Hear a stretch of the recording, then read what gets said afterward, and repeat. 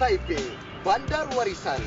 Apabila kita memperkatakan tentang perkembangan bandar-bandar baru pada awal abad ke-19 di Tanah Melayu, tentunya nama Taiping tidak boleh kita tinggalkan. Jadi, apa keunikan bandar ini dan apakah keistimewaan bandar Taiping? Taiping ni banyak tempat yang bersejarah seperti Kota Tengah Ibrahim, Port Well dan juga penjara Taiping. Taiping ni satu bandar yang luas dan banyak peristiwa-peristiwa sejarah kat sini. Contohnya macam kereta api tanah Melayu. Kiranya sini mula-mula lah ada kan. Lepas tu tempat-tempat rekreasi dia, kalau kita tengok sini Taman Nasir, ada zoo. Jadi sesuai lah untuk kita santai-santai kat sini lah kan. Taiping merupakan bandar yang menarik. Di sini ada banyak tempat yang bersejarah seperti muzium dan perpustakaan awam. Saya suka datang ke sini sebab suasana tempat ini boleh memberi ketenangan kepada minda kita.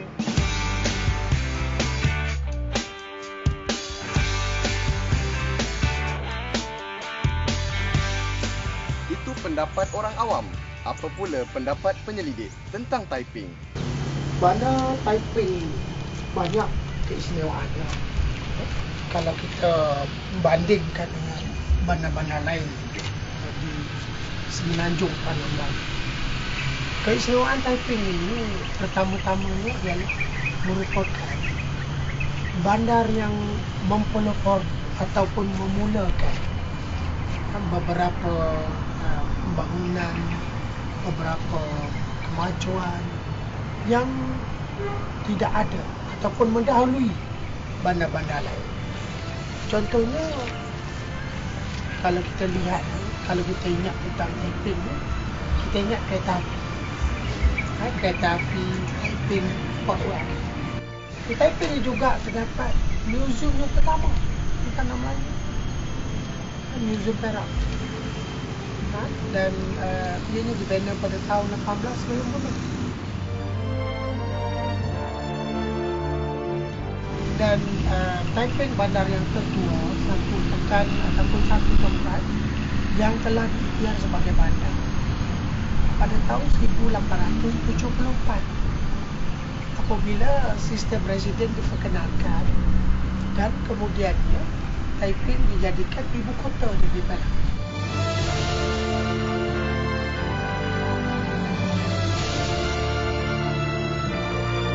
Taiping merupakan ibu negeri Perak sebelum 1937.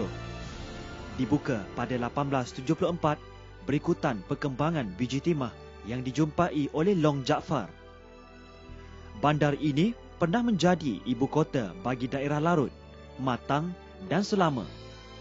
Berkeluasan 21,005 km persegi dan terletak di tengah-tengah negeri Perak. Mengikut cerita lisan, biji timah ditemui apabila gajah Long Jaafar yang bernama Larut dijumpai berlumuran lumpur yang mengandungi biji timah. Beliau menamakan kawasan ini dengan panggilan Larut, sempena nama gajahnya. Adalah dipercayai beliau menjumpai biji timah sewaktu mandi di air terjun. Long Jaafar membawa sekumpulan pelombong dari Pulau Pinang untuk membantu beliau melombong biji timah di Klian Pau. Pelombong ini merupakan Cina Hakka, iaitu ahli kumpulan Haisan yang diketuai oleh Chung Ken Kui.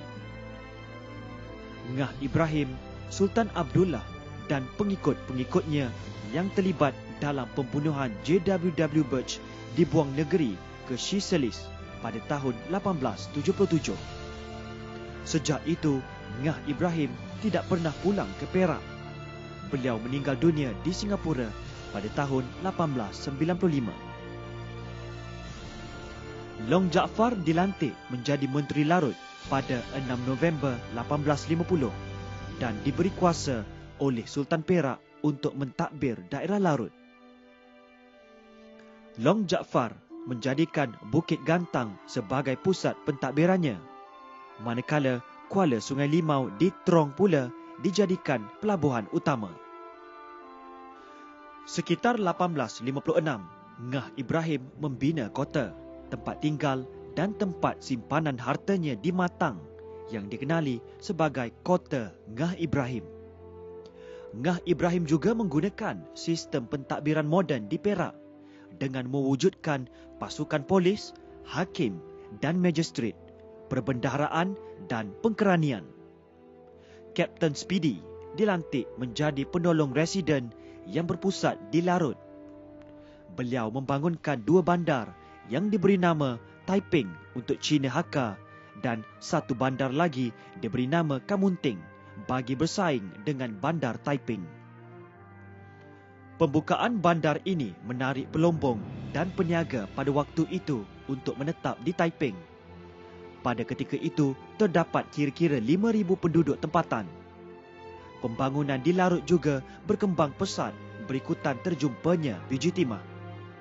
Jalan sepanjang 6.4 km yang menghubungkan Taiping dengan Kamunting merupakan satu-satunya jalan yang dibina pada masa itu.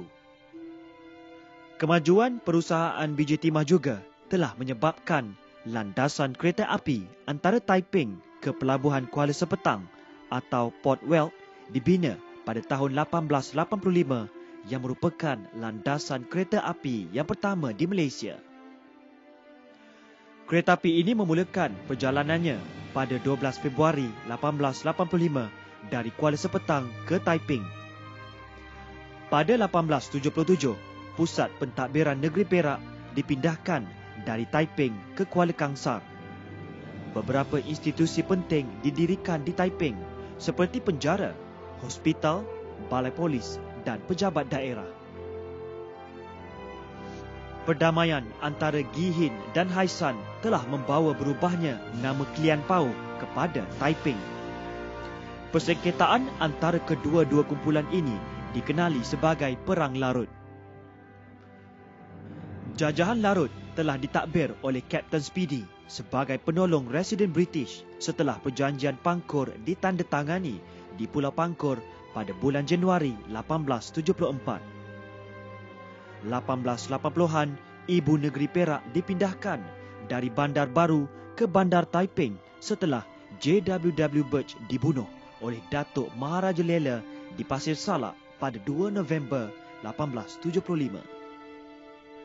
Semasa Taiping dibangunkan oleh Sir Hugh Low sebagai residen Perak dari 1877 hingga 1899, banyak institusi dibangunkan semula seperti pasar, penjara, pejabat pos, pejabat telegraf, rumah penolong residen, pejabat akauntan, pejabat perbendaharaan dan pejabat polis.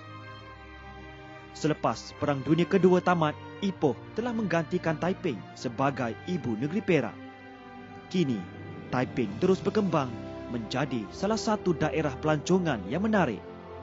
Taiping masih menyimpan pelbagai sejarah lampau yang mengagumkan. Bangunan bersejarahnya masih tersegam gagah. Keindahan semula jadinya masih memukau. Taiping, sejarah silamnya perlu diterokai dan dikaji. Daripada perbincangan tadi, ternyata perkembangan bandar di negara kita berkait rapat dengan kegiatan perlombongan biji timah, lokasi sesuatu kawasan dan peranan tokoh masa lampau. Jadi kita perlu bersyukur kerana negara kita bukan sahaja kaya dengan bangunan bersejarah, tetapi kaya dengan alam semula jadi yang mengagumkan.